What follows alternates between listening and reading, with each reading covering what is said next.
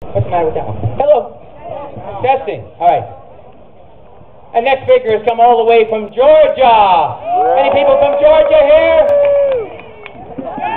We're all Georgians that work for peace. Yeah.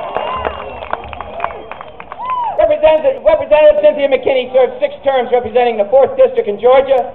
She's been a long-time critic of this war and this administration. And before I invite her up, I want to say that Cynthia and I, we have something very much in common.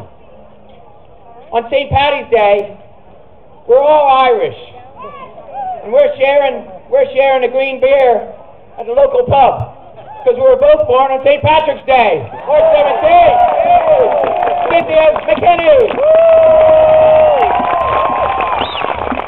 Thank you very much. I spent my birthday protesting this war before the Pentagon. That was a wonderful birthday present for me.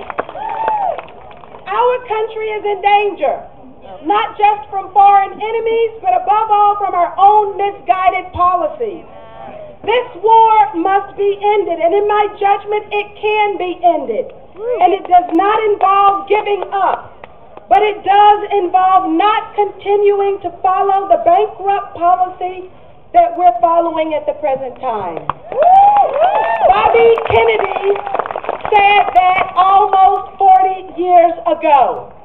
Imagine the kind of America we could have had with a president like him.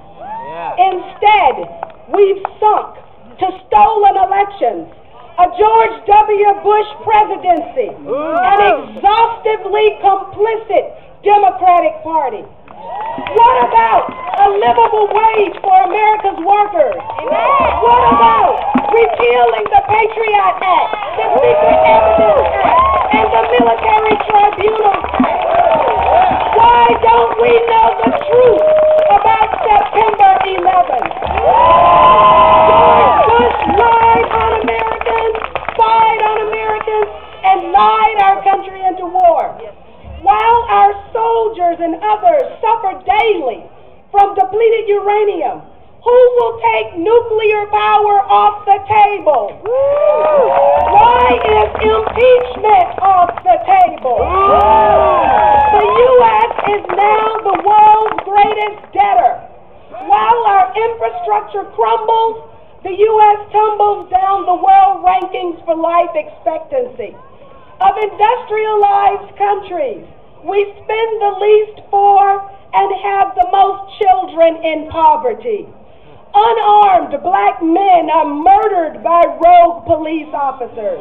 Latinos are harassed. Legitimate political activities of Muslims are shut down, and the plight of poor whites is all but forgotten. Somebody is trying very hard to divide us in this country. They figure if we're busy hating each other, we won't see the new generation of robber barons stealing our country's lives.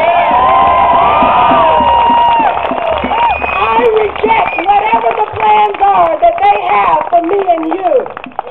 They want war funding, they get war funding. They want tax cuts, they get tax cuts.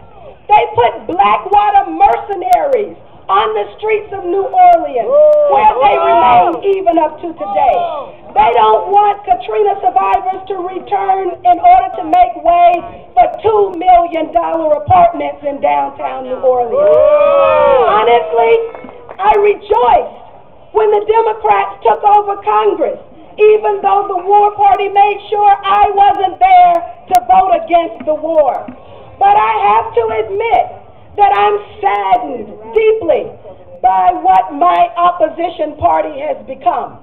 When George Bush stole 2 presidential elections from them, they didn't even fight for themselves. And now they're defined by their failure to fight for us. That means that now, more than ever, we the people have to take our country back in the most fundamental way.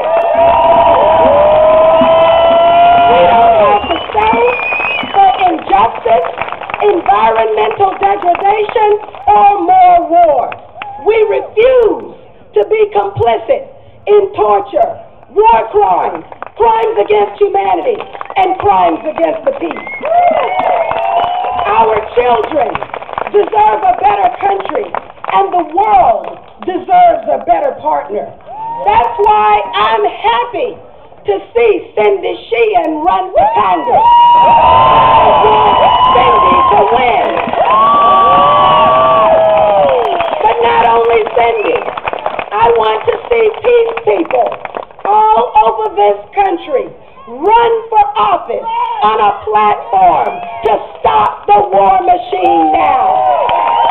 We can do it, and we can win. I know that because we've witnessed people power take over governments in Cuba, Venezuela, Cote d'Ivoire, Brazil, Argentina, Spain, India, Bolivia, Chile, Ecuador, and Nicaragua.